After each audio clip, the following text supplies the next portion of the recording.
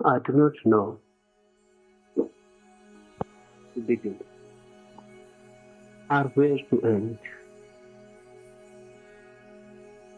because life itself is beginningless and endless. Unlike these hills around you, are the clouds wandering above you, unlike the sky, you are also beginningless and endless. Nothing ever begins or ends. And that which can have a beginning or an end is bound to be artificial. Nature remains, abides. It is always there. So whenever the question arises to talk about the ultimate, the supreme, the innermost, the very ground of being, it becomes difficult where to begin, where to end, because it is always there. It has been always so, and it will be always so. There has never been a beginning to it, and never will be an end. So I will begin just in the middle, because that's the only possibility to begin. And I will end just in the middle, because there is no other way to end. The first thing that I would like to say to you is, I have chosen an Upanishad not to comment upon it. Commentaries are already too much, and they have not helped anybody. They may have harmed many. They may have become hindrances to many, but they have not helped anyone. Commentaries cannot help, because commentaries are second-rate. I'm not going to comment on this Upanishad. Rather, on the contrary, I'm going to respond to it. I will just echo and re-echo. Really, whatsoever I will say will belong basically to me. Upanishad is just an excuse. Through it, I will explain myself. Remember this. Whatsoever I have felt, whatsoever I have known and lived, I would like to talk about it. But I feel the same has been the case with the seers of the Upanishads. They have known, they have lived, they have experienced the same truth. Their ways of expression may be different. Their language is very ancient. Their language has to be decoded again, so that it becomes available to you, to the contemporary mind. But whatsoever they have said the basic thing. Whenever someone comes to become a void, whenever someone comes to be a nobody, this happens, that which has happened to the seers of the Upanishad. Whenever you are not, the divine becomes present. Whenever you are, the divine is absent. Your presence is the problem. Your absence is the door. These rishis have become totally nobodies.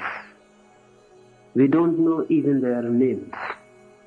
We don't know who wrote these Upanishads, who communicated. They have not signed. No photograph of them exists. No knowledge about their life. Simply, they have become absent. They have said whatsoever is true. But just as a vehicle, they have not been in any way involved in the expression.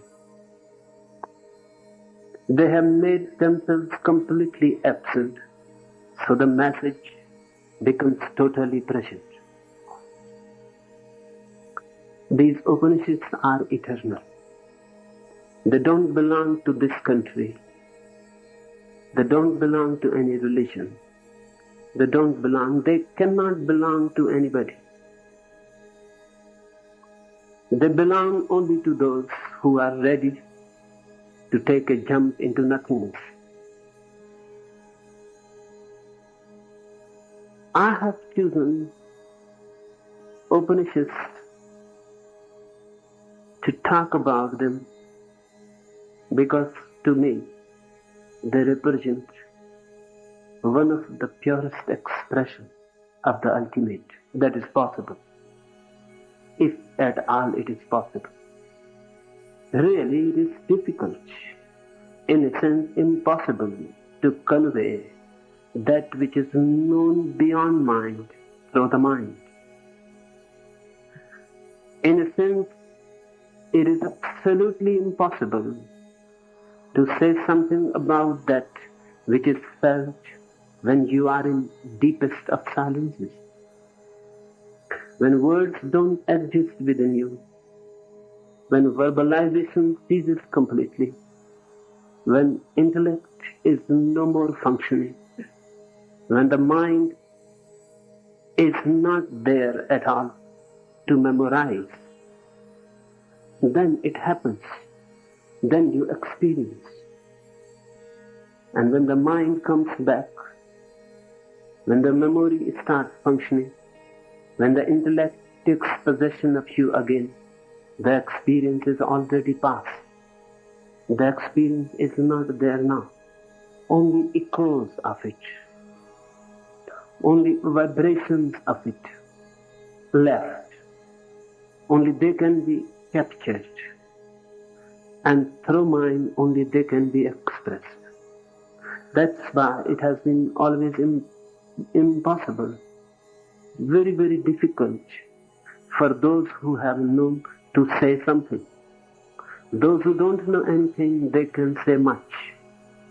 But those who know, it becomes more and more difficult to say something. Because whatsoever they say appears false. It can be compared now, because they have a living experience. Now they can feel that what language is doing to it. It is falsifying it. And the lived experience, when it comes into the words, looks dead, pale. A lived experience which is total and in which your whole being dances and celebrates when it is expressed through the intellect, looks just dull, of no significance.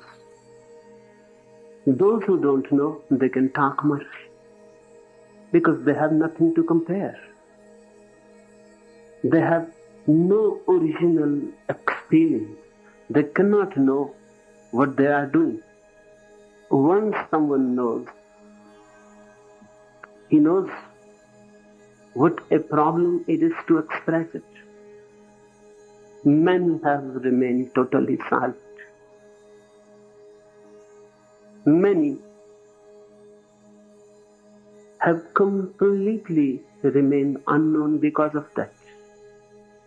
Because we can know only about someone who speaks. The moment someone speaks, he enters society. When someone stops speaking, he leaves society. He is no more part of it. Language is the milieu in which society exists. It is just like blood. Blood circulates in you and you exist. Language circulates within society and the society exists. Without language, there is no society. So those who have remained silent, they have fallen out of it. We have forgotten them. Really, we have never known them. Somewhere, Vivekananda has said, and it is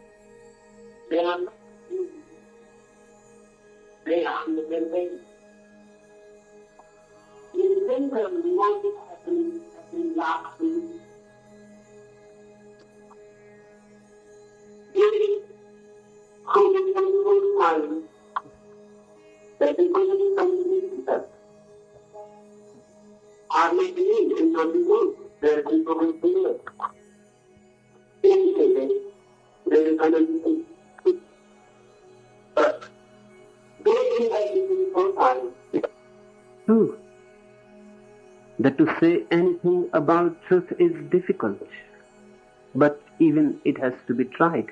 It must be tried. Because those who live in total illusions, for them, even a diluted truth will be helpful. For them, even something which carries a very, very far echo will help to change. It is not that Buddha is very happy. Whatsoever he says he feels. It is not true. He feels in the same way as Lao Tzu felt. Lao Tzu says that which can be said cannot be true. The moment it is said, it is falsified. But still, those who live in the world of many, many illusions, those who are deep asleep, fast asleep, for them, even a false alarm may be helpful. If they can come out of their sleep, if they can be brought to a new consciousness, to a new being, even a false alarm is good. Of course, when they awaken themselves, they will know that it was false, but it has helped. In a sense, wherever we are and whatsoever we are so false that really absolute pure truth is not needed at all. It cannot penetrate you. It will not have any contact. You will not be able to understand it. Only a very diluted truth, modified, in a sense falsified, can have an appeal for you, because then you can understand the language. It has been translated for you. These Upanishads are very simple. They speak in a very heart-to-heart way. They are not philosophic.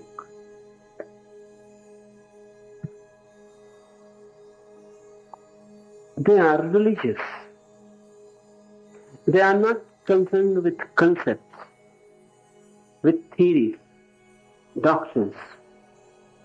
They are concerned with a lived truth of what it is and how it can be lived. You cannot think about it. You cannot philosophize about it. You can only move into it. and allow it to move into you. You can only be pregnant with it. You can only be totally absorbed in it. You can melt in it. We will talk about Upanishads, and I will bring my own experience as a response to them. But that is only a stepping stone.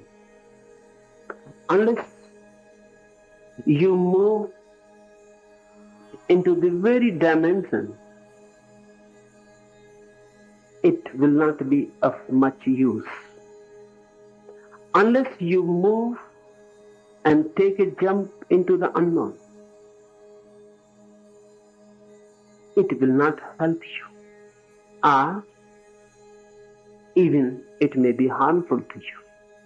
Because your mind is already too much burdened, too heavy. It need not be burdened anymore. I am here to unburden it. I am not going to teach you some new knowledge. I am going to teach you only a pure type of ignorance. When I say a pure ignorance, I mean innocence. I mean a mind which is totally vacant, open. A mind who knows is never open. It is closed. The very feeling that I know closes you. And when you feel that I don't know, you are open. You are ready to move, ready to learn, ready to travel.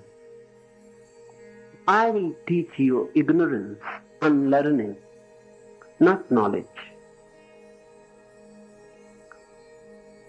Only unlearning can help you. The moment you unlearn, the moment you again become ignorant, you become childlike, you become innocent. Jesus says only those who are like small children will be able to enter into my God's kingdom. I will try to make you like small children, very courageous. Effort will be needed for it. It is the greatest challenge that can be given to you. And unless you accept the challenge, you will not be able to understand Upanishad or me. For this challenge, two things are to be understood as basic requirements. The first, put aside all your knowledge. For these 8 days, be kindly ignorant. You will not lose that knowledge. If you feel that it is good after 8 days, you can start it carrying again. But for these 8 days, please put down all the burden that is on your mind. Whatsoever you know, don't allow it to interfere here. Because if you allow it to interfere here, I will not be able to create the communion for which I have called you. It is going to be a great experiment. If you put aside your knowledge, and you can, just a decision is needed that for these 8 days, I will not carry my knowledge. I will not say I know. I will just feel that I don't know anything. If you can feel this, you are ready to enter into the unknown.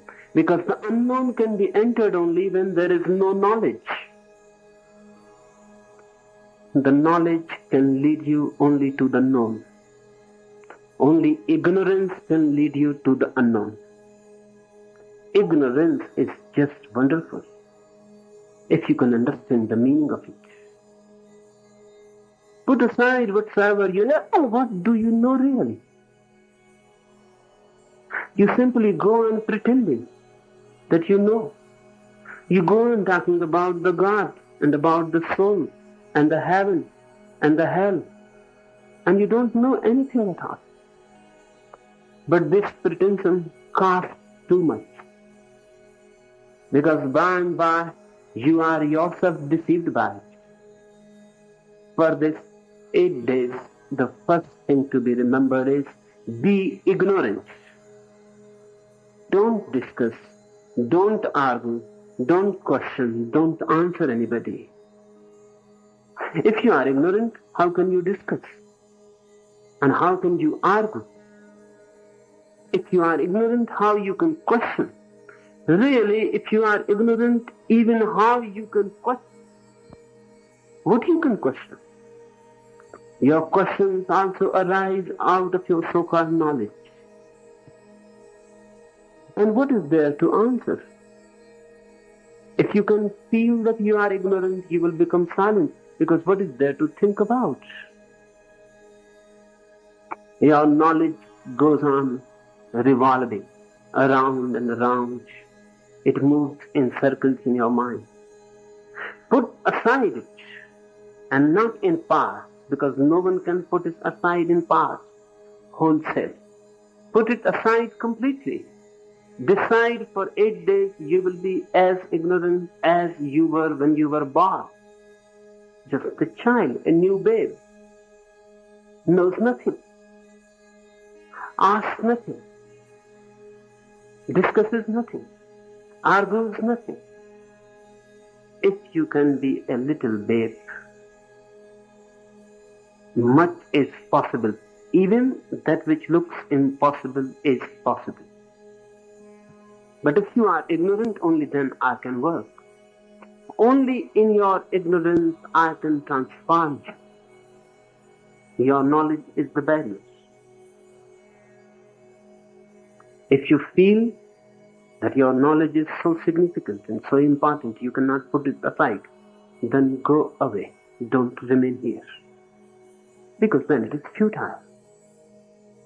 I am not going to increase your knowledge. I am not interested at all what you know. I am interested in you, what you are. And that being that you are can explode only when these barriers of so-called knowledge are thrown away. Be ready for the unknown, and you can be ready only if you are ready to be ignorant. And I say this is very courageous. To feel ignorant is the greatest daring possible to man. Why? Because knowledge gives you ego. Knowledge gives you a feeling that you are somebody. You know this and that. When you feel you are ignorant, there is no food for your ego to feed upon. If you are ignorant, ego disappears. People come to me and they go on asking how to dissolve the ego. And I said, don't try. You cannot dissolve. Rather, put aside your knowledge. And the ego will disappear. It will disappear just like when the sun arises in the morning. Dew drops disappear from the grass. It is a dew drop. When you are really not knowing, that's what I mean by ignorance. When you are not knowing and you say, I don't know anything, I am standing in darkness. Where your ego can stand, can have a foothold. With the knowledge disappears the ego. So the first thing, be ignorant. The second thing, human mind has been totally perverted by serious people. Those who have taken upon themselves the great work to make men serious, they have destroyed all that is beautiful in you. Puritans, moralists, religious teachers, churches, they have destroyed all that is beautiful in you, because the beauty is related to the non-serious. Ugliness is related to the serious. And religion has become ugly because it has become too much attached to seriousness. Don't be serious for these 8 days. Be playful. Play like. Playful, non-serious. Enjoying. Enjoying yourself. Enjoying others. Enjoying the whole world around you. The hills are beautiful, and there will be rains and there will be clouds. But the night is beautiful, the silence is beautiful. But if you are serious, your doors are closed. Then you are not open to the silence of the night. Because except man, nothing is serious in existence. Be playful. It will be difficult,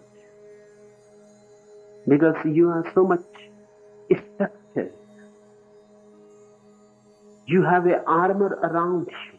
It is so difficult to lose it, to relax it. You cannot dance. You cannot sing. You cannot just jump. You cannot just scream and laugh and smile. Even if you want to laugh, you first want there something to be laughed at. You cannot simply laugh. There must be some cause. Only then you can laugh. There must be some cause. Only then you can cry and weep. You are serious. You look at life like a business or like a mathematics. It is not.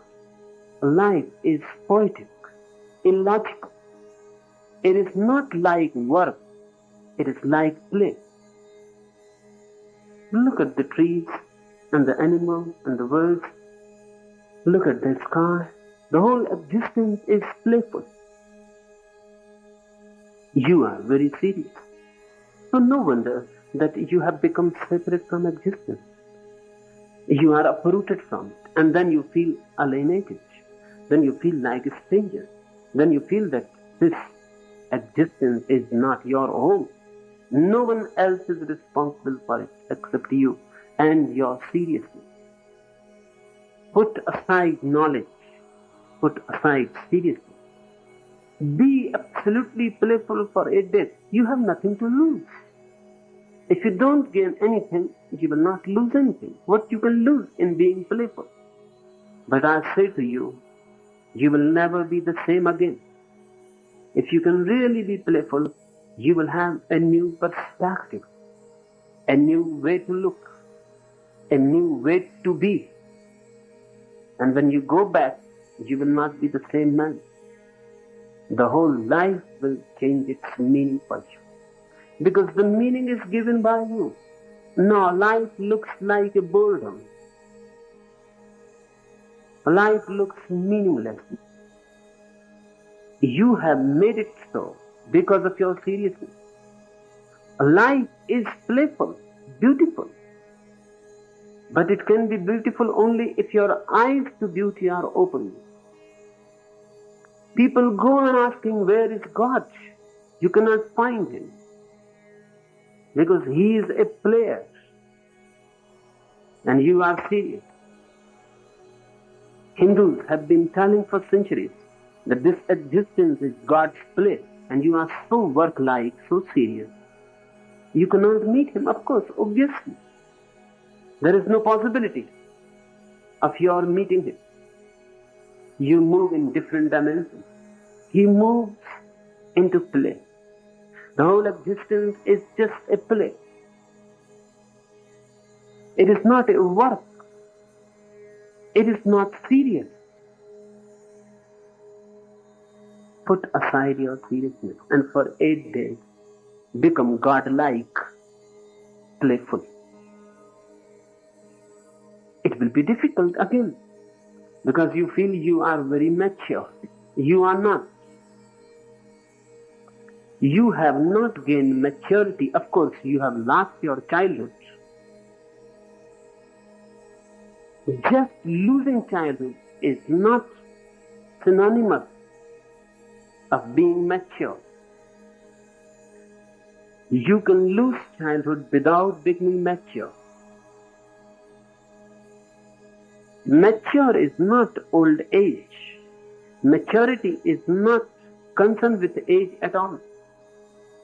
Maturity is a growth, and the growth must be through childhood, not against it. Remember, your maturity is false because it has been against the child. Child was born. Maturity has been created. Child was natural. You are artificial, cultivated. You will have to go back to the child to regain the source from where growth is possible. My insistence for being playful is because of this. I want you to throw back to the very point from where you stopped growing.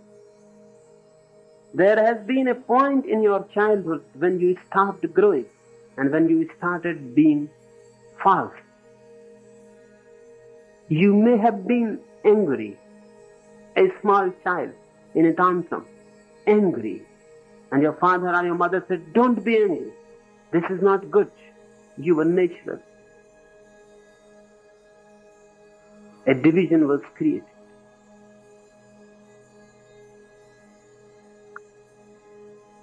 And a choice was there for you. If you want to be natural, then you will not get the love of your parents. Of course, you wanted the love. That was the only security for you. You could not have existed without it. So you opted. You surrendered. You pushed your nature aside. You started laughing and smiling. You became a good boy or a good girl. The day you became a good boy or a good girl has been the day of catastrophe. From that moment you have never been natural. From that moment you have been serious, never playful. From that moment you have been dying, not alive. From that moment you have been aging, not maturing. In these 8 days, I want you to throw back to the point where you started being good against being natural.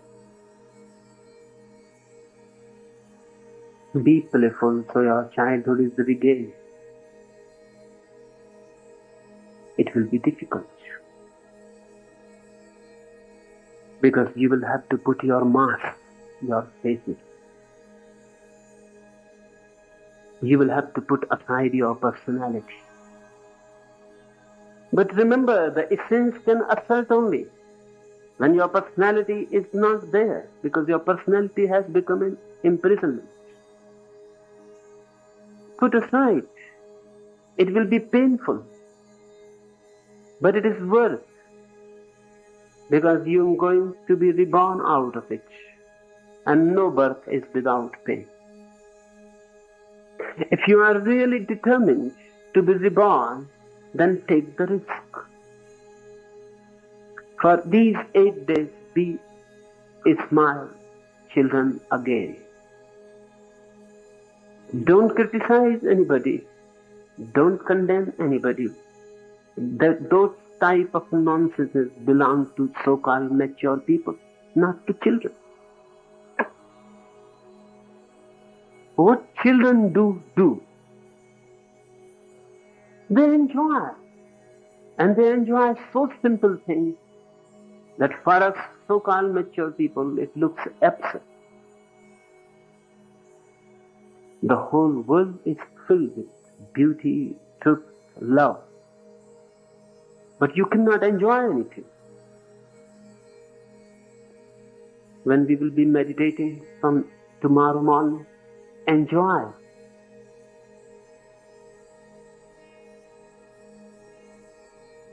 And remember this, regain your childhood. Everyone longs for it, but no one is doing anything to regain it. Everyone longs for it. People go on saying that childhood was paradise, and poets go on writing poetry about the beauty of childhood. Who is preventing it? Regain it. I give you this opportunity to regain it. Poetry will not help. And just the remembering that it was paradise is of not much use.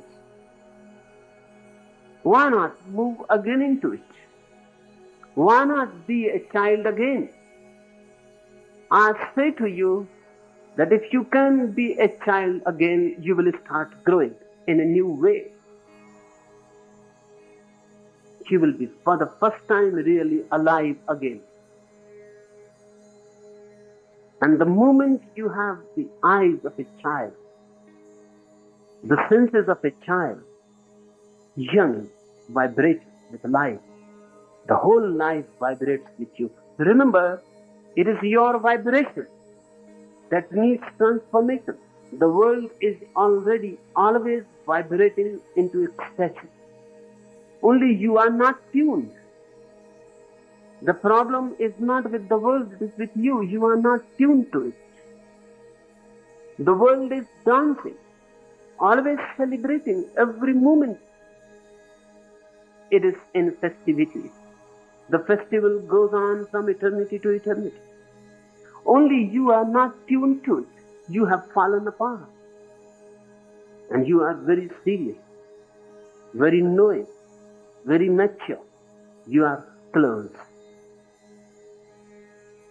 Throw this enclosure. Move again into the current of life. When the storm comes, the trees will be dancing. You also dance.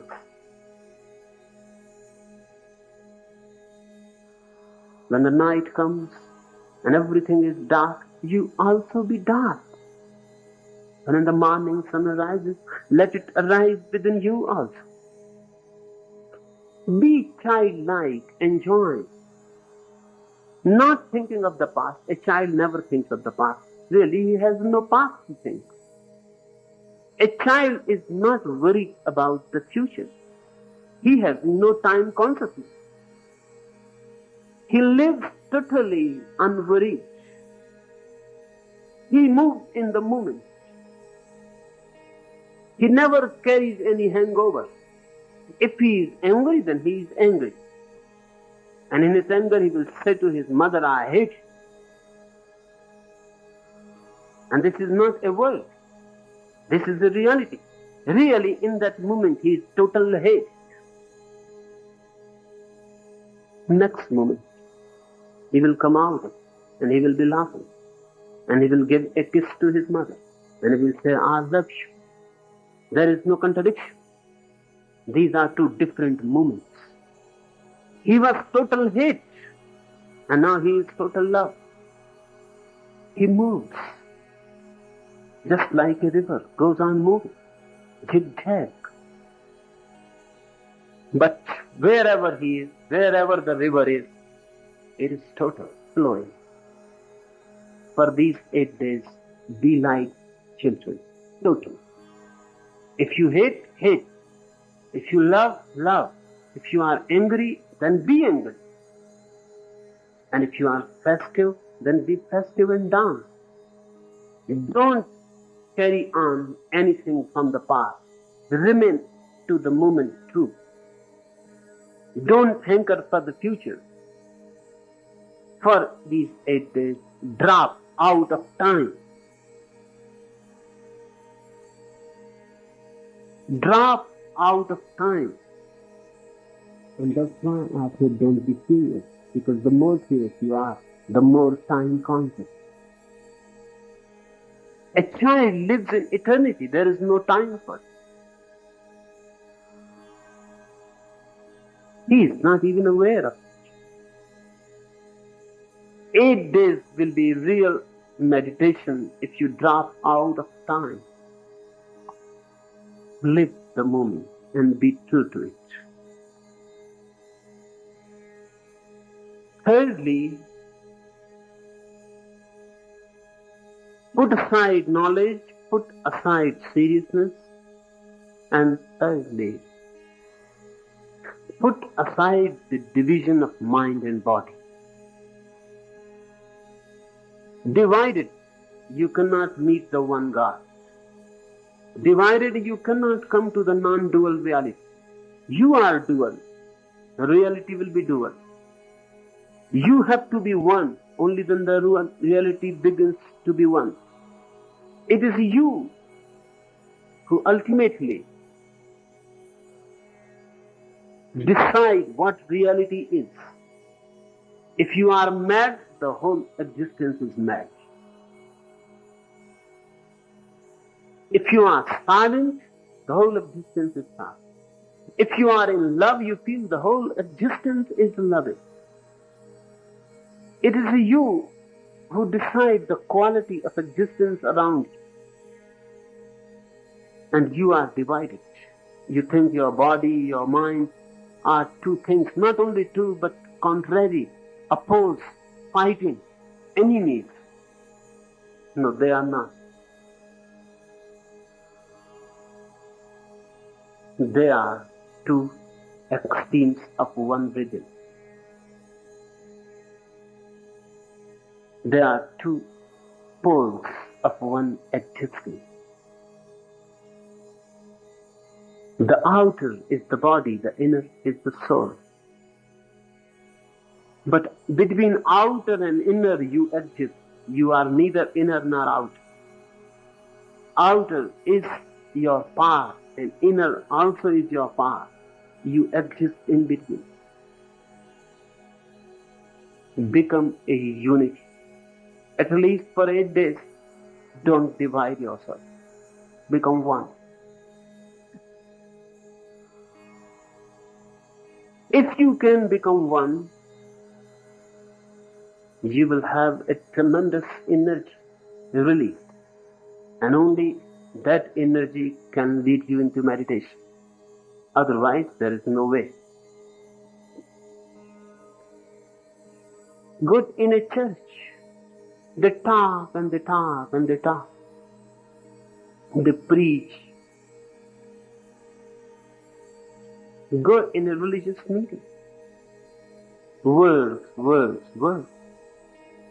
As if God is only a cerebral question. It has to be solved through mind. No, it will not be of much help. Meditation alone won't do. The body has to be brought in. That's why in my meditation techniques, I don't take you as divided. You are one. If your mind is feeling angry, allow your body to be angry. If your mind is feeling happy, allow your body to dance. Don't create a division. Let yourself come deep down to the body and allow the body to flow to your innermost core. Become a flow. You are frozen. I would like to melt you and create a flow again. That's why I insist on active meditation. By active, I only mean that your body must be involved in it. If you simply sit in a Buddha posture, you can go on thinking and thinking and thinking. The body is not involved in it. And the body is the world. Through body you are related to the existence. Through body you exist. Your meditation must in some way be deeply rooted in the body. Otherwise, it will become just a dream, floating in the mind, just like clouds without any roots in the earth. I want to put you back to the earth. For these 8 days, don't create any division. Be body and soul both simultaneous. The feeling, just the feeling that you are one, will dissolve your many anguishes, many tensions, which you have created by artificial division. The whole society, the modern society, is paranoid because of this division. Schizophrenic because of this division. Split. Standing against yourself. Fighting with yourself. Nonsense, but everyone is doing it. In this can be one with your body. Have a non-dual flow. Be alive in the body, and in meditations, use your body as much as possible. Only then you will have a real depth in meditation. But don't create division. These 3 things you have to remember. And now, few more points, and then I will take the sutra. Few more points for these 8 days. 1, pay more and more emphasis to exhalation. Really, don't inhale, only exhale. Don't be disturbed when I say don't inhale. I mean allow the body to inhale. You exhale and allow the body to inhale. Don't inhale. Whenever you remember, exhale deeply and then relax and leave the body to inhale. This will give you very deep relaxation, because exhalation is death, inhalation is life. The first thing a child has to do is to inhale, and the last thing an old man has to do is to exhale. Death begins with exhalation. Life begins with inhalation. And remember that death is total relaxation. Life is tension. Death is relaxation. Meditation is more like death than like life. But death is not against life. Death is the very source of our life. Life comes out of death and moves again into death. Death is like the ocean, and life is like rivers. They come and fall into the ocean, and then again clouds arise, and again it rains, and again a river is created, and it moves again to the ocean. Death is like ocean. Life is like a river. Death is total relaxation. That's why we are unconsciously afraid of exhalation. We inhale, but we never exhale. Only the body exhales. As a necessity, changes completely. For these 8 days, exhale and allow the body to inhale. That will relax you, your body, your mind, your whole nervous system. And when I say exhale deeply, I don't mean to create any strain. Don't create any strain. Simply exhale deeply and enjoy it, that you are dying in it. The life is moving into the ocean of death. Relax and surrender and exhale deeply and enjoy. And then wait. I don't say that prevent. No, simply wait. Don't do anything for inhalation far or against. The body will take the inhalation by itself. And if you have deeply exhaled, a deep inhalation will occur. But your emphasis should be on exhalation. One. Second, thrice we will be meeting here, but there will be time in between. What you are going to do in that time? Remember one thing, don't do all that you have always been doing. Don't continue the same task, the same way. Don't continue. Put it aside. Be new. Be original. Don't do whatsoever you have been doing. Change it. Because it has become a pattern of habit. And if you continue that pattern, new things cannot evolve. Put it aside. Throw it away. For these 8 days, don't move in your old patterns of habit. Don't talk things you have been talking always. The moment you remember, stop. You know you have talked this so many times. You have been saying this to your wife for years. And you know what she will answer. Everything has become a routine, a mechanical repetition. Don't say. Say something new. Or if you cannot find, it is very difficult to find to say something new. Remain silent. That will be something new.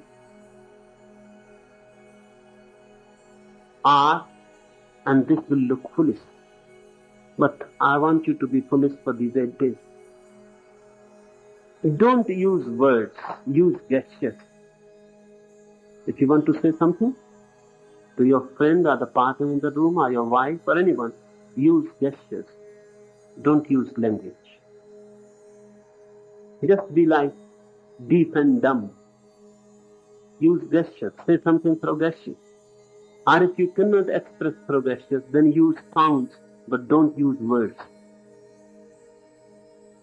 A deep exaltation will happen to you. A deep benediction will come to you. Use sounds or gestures.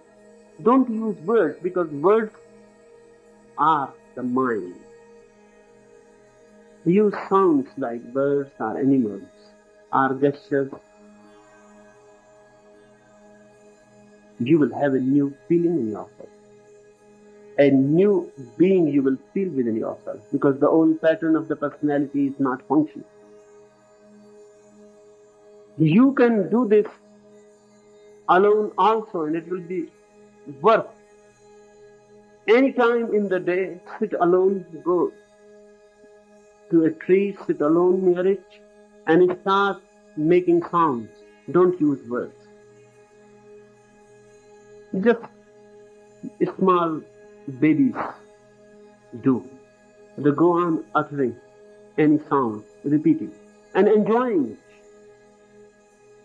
Baby talk without any language meaning. Just utter any sounds and enjoy the very utterance.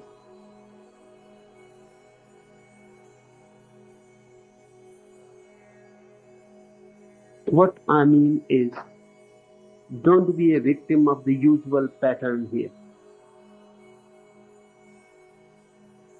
Don't be concerned with anyone else. You are always concerned. Be concerned with yourself. Be totally self. Be concerned with your own self. Enjoy your being. Enjoy the surroundings. Meditate with the group and alone. And be totally centered in yourself. What others are doing, don't think about it. Allow others to do whatever they want to do. You don't interfere in it. Even the idea that you can allow others whatsoever they want will free you. Because unnecessarily you are burdened by others. Totally selfish. It looks very religious when I say be totally selfish. To me, it is the only religion. Because when you are really selfish, you can do something for others. Because unless you have something, how can you do? How can you help? How can you love? How can there be compassion? You are within nothing. And you go on serving others and thinking about others. That is only an escape to forget yourself. In a meditation sense, don't do that. Remember yourself and forget others.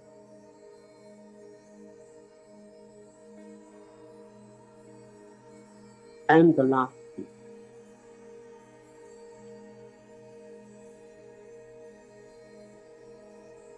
In the meditation,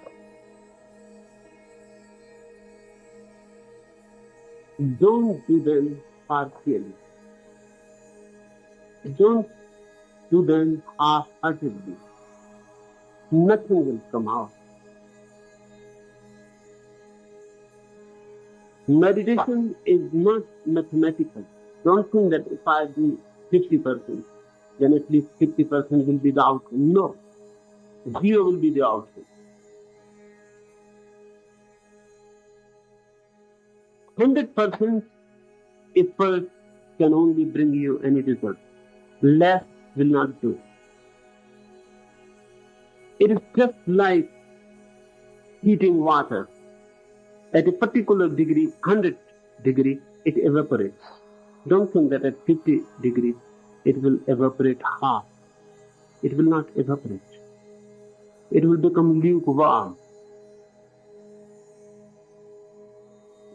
I don't want you to become lukewarm here. Be either hot or cold and leave. If you are cold, then leave. No need to make any effort unnecessarily. Why tire yourself? If you are 100% hot, be here and you will evaporate. I guarantee that. That's absolute certain. If you make 100% effort, if you don't withhold yourself, if you melt in the process completely and forget yourself, abandon yourself completely in it, the thing you have been hankering for life together can happen. It can happen in a single moment. Only a totality of abandonment is needed. And we will be doing these 3 meditations in group. That too for a specific reason. Because you are individuals only on the top. Deep down, you are not individuals. We belong to each other. We are rooted in one consciousness. So a group meditation can be tremendous experience. You are not alone there. If you can abandon, if you can surrender, if you can melt completely, the group soul takes you over. You are not there. Then the group dances and you dance as part of it. Then the group feels blissful and you feel blissful as part of it. Then the group moves, sways, dances, and you are part of it. Abandon yourself totally, and then the group takes you over. It becomes a fast, strong current, and you are simply taken over. These 3 group meditations are not individual meditations. You start as an individual, but sooner or later you are not there, and the group soul has started functioning. And when the group soul starts functioning, you have entered the divine.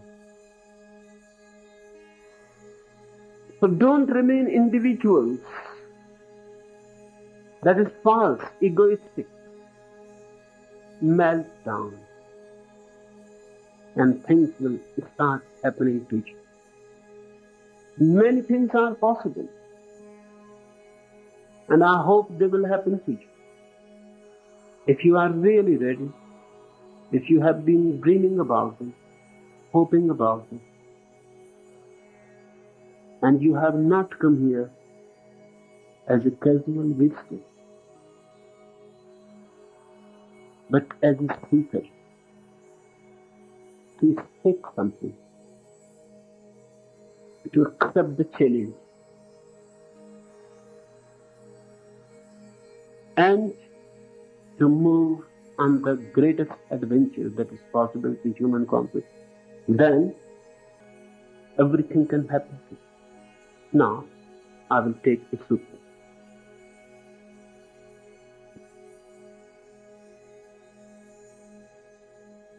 Om, may Brahma protect us both.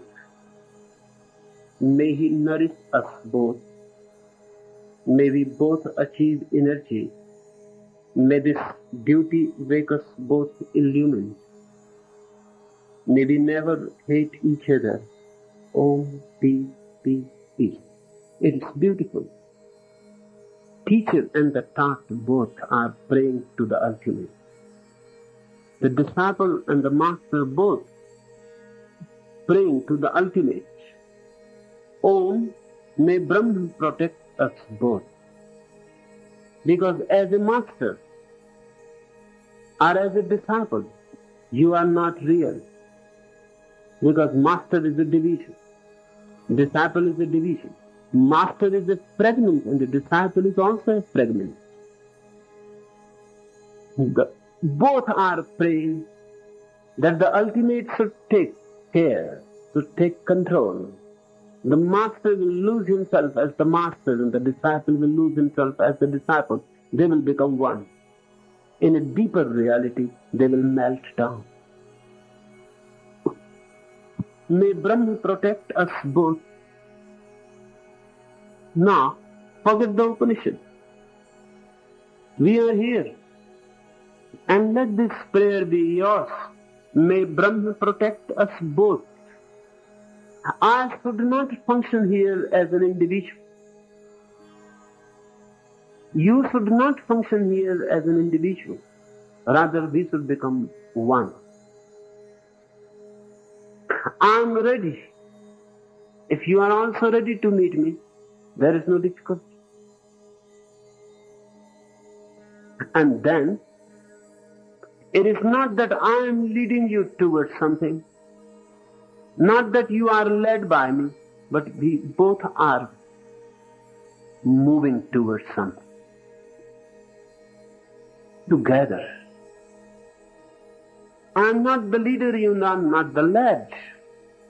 I am not the teacher and you are not the taught. We both are moving towards a deeper reality together. No one is a leader and no one is a taught. This is the feeling of the prayer. May Brahma protect us both. May he nourish us both. May we both achieve energy. May this duty make us both illumined. May we never hate each other. Oh, peace, peace, peace. There is every possibility that the disciple may start hating the master. Because if you love, the possibility of hate is always there. If you love the master, then the other part of that love is hate. And when you love, the hate can erupt any moment. Hate is part of it. Really, love and hate are not two things, but two aspects. Hate is not against love. It is the counterpart of it. The other aspect of the coin.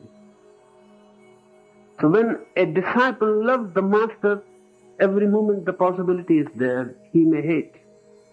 And the possibility will grow more when the master tries to transform him. Because then he seems dangerous. then he seems destructive. If I say, through your knowledge, you will feel I am like an enemy to you, because your knowledge is your treasure. If I say, don't be serious, be like children, your ego will feel hurt. You will feel this man is leading towards something which will be stupid, foolish. You can start hating me any moment.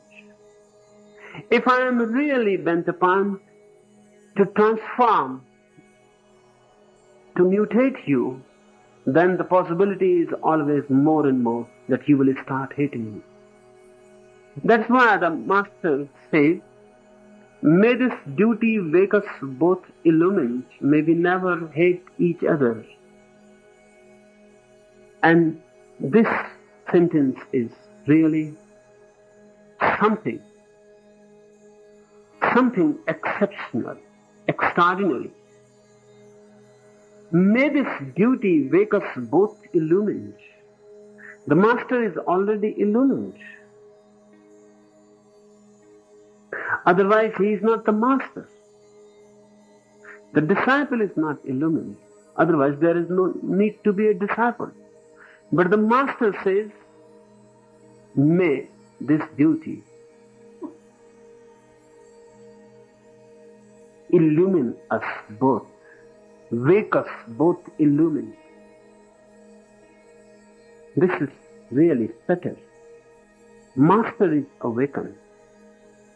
But this awakening is his own experience, not the disciples. The disciples only believes it, that the Master is awakened. He cannot know it. And when Master and disciple move as a couple, as a pair, not different and separate, together, the disciple will come to know, when the awakening comes, that both have become awakened, both have become Buddhas. One meaning. Another meaning is also there. You can be alone illumined. That is one experience. And when you move with someone else and the illumination happens to both, it is something else again. It is not the same. Buddha is illumined, enlightened under the Bodhi tree. This is individual illumination. He has come to an individual awakening. But the whole world around him, millions and millions of souls around him are walking in sleep. Buddha moves in these sleepwalkers and tries to awaken others. Whenever someone is awakened again, Buddha's own illumination is increased. Remember, because when before in the darkness one lamp was burning, now two lamps are burning. Then a third one awakens, then three lamps are burned, then a fourth one awakens, and the light goes on growing. The light goes on growing. And now Buddha is not an individual. So whenever, wherever enlightenment happens, it is his enlightenment also. This is deep and subtle, but worth to be remembered always. That a Buddha's enlightenment also goes on growing. Whenever a disciple awakens, Buddha's light grows.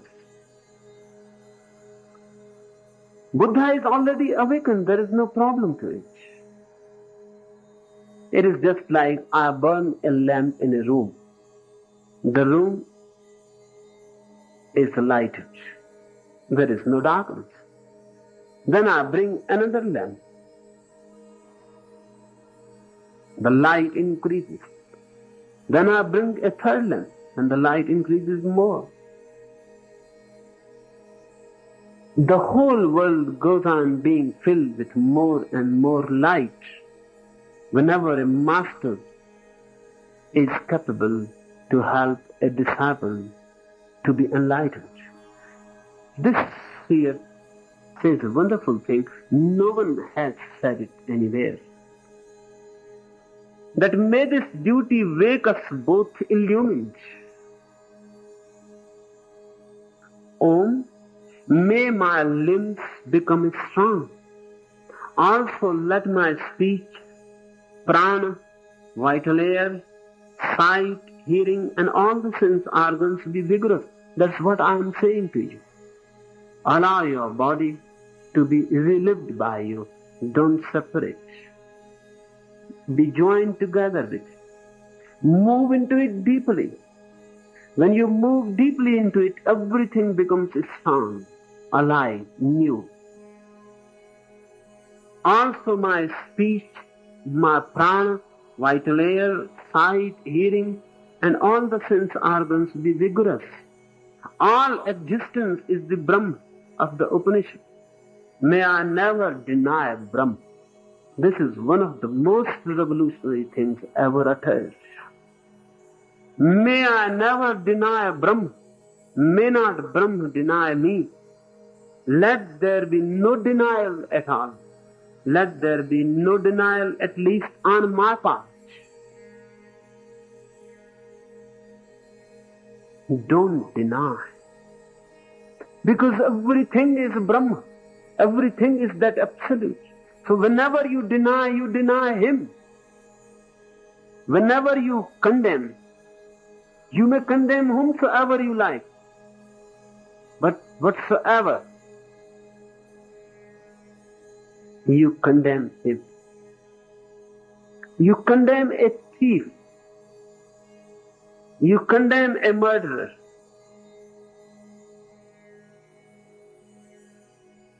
He is condemned. Because only He is there. That's why I say this is one of the most revolutionary things. All existence is the Brahma. May I never deny Brahma. In any way, conscious, unconscious, open or hidden. May I never deny Brahma.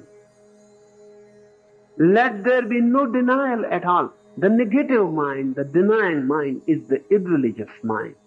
The mind which goes on saying no, which has not the capacity and courage to say yes, is the irreligious mind. The religious mind is the ease-saying mind.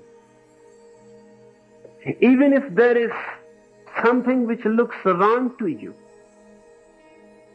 and your whole mind feels to condemn it, a religious mind will say, it appears to me that way. But who knows? It is my judgment that it is wrong. It may not be so. Because what is the value of my judgment? Some people brought a woman to Jesus and they said she has committed adultery and she has to be killed.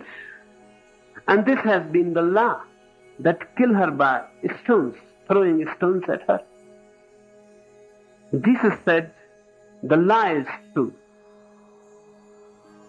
but only those persons can throw stones at her who have not committed adultery ever,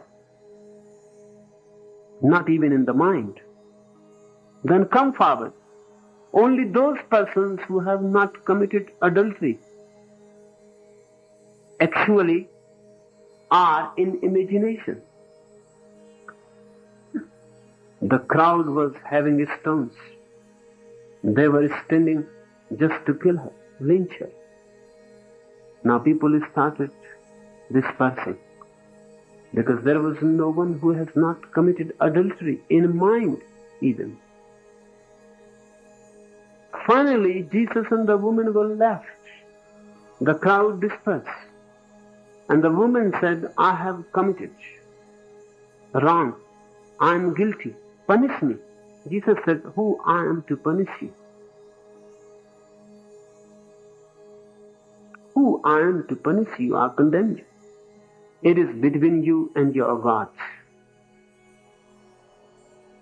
This is the attitude of the religious man. No condemnation. Who you are to condemn? Self-appointed. Unnecessarily. Creating problems for you and others. And don't deny. Denial goes deep. You deny your body. You deny your senses. You deny everything. You have become a great denier. And then when you get suffocated, you cry and you say, why this anguish? Why this misery? This misery is created by you. A person who goes on denying everything will get more and more shrinked, frozen inside. He cannot do anything. Everything is wrong. He cannot eat this. He cannot love in this way. He cannot move in this way. He cannot do this. Only cannots and cannots all around him. Denials and denials. Then the life gets suffocated. Then you feel miserable. This is one of the most revolutionary sayings ever uttered. There should be no denial at all. Let there be no denial, at least on my part. This goes even deeper. Look at the beauty of it. Because there is every possibility that if I say to you, don't deny, and someone denies, you will deny him. Then why you are denying? If I say, don't condemn, and someone condemns, you will condemn him. Mind goes on playing tricks. In new shapes, it brings all the old diseases again and again. I was talking to a woman, and she is a great condemning mind.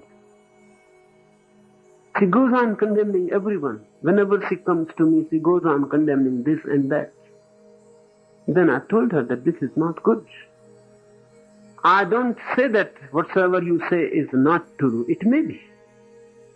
That is not the point. Your condemning is wrong. So she said, if you say, I will not condemn anybody. Next day she came again, and she said, another, your disciple is condemning.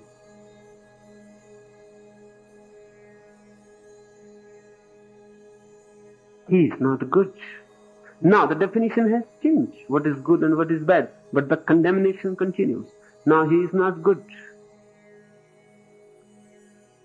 The Rishi says, let there be no denial at all. Let there be no denial, at least on my part. Whatever virtues are in the Upanishads, may they abide in me, who am devoted to the Atman. May they abide in me. Om, peace, peace, peace. A master is really the home, the abode of all the virtues. Whatsoever Upanishads teach, whatsoever virtues are there, they are nothing compared to the heart of a master. But the deepest virtue is humility, humbleness. He goes on still praying that all the virtues that Upanishads sing about should abide in me. They should not leave me. They should remain in my heart. A real humbleness goes on praying. That is the point. It is never non-prayerful. Even when everything has been achieved, the prayer continues. Because prayer is humbleness, and because prayer is simplicity, and because prayer is innocence. Even if the ultimate is achieved, the prayer goes on continuing. I have heard about one Sufi mystic, Baji. He became enlightened, and still he was praying one day, just as ever. One of his disciples became disturbed. He said, Master, you need not pray. You are already enlightened. Why you are praying? Baji is reported to have said that before I prayed for enlightenment, now also I pray for enlightenment. The disciple couldn't understand. He said, what do you mean? The master said, I prayed so that enlightenment may happen to me. Now it has happened. And I pray in thankfulness, in gratitude that it has happened. But prayer continues. The same prayer. Prayer is an attitude. The master is the abode of all the virtues. Of course, Upanishads are created by the masters, not vice versa. No Upanishad can create a master, and a single master can create all the Upanishads. But the master says, whatever virtues are in the Upanishads, may they abide in me, who am devoted to the Atman. May they abide in me. Om Peace.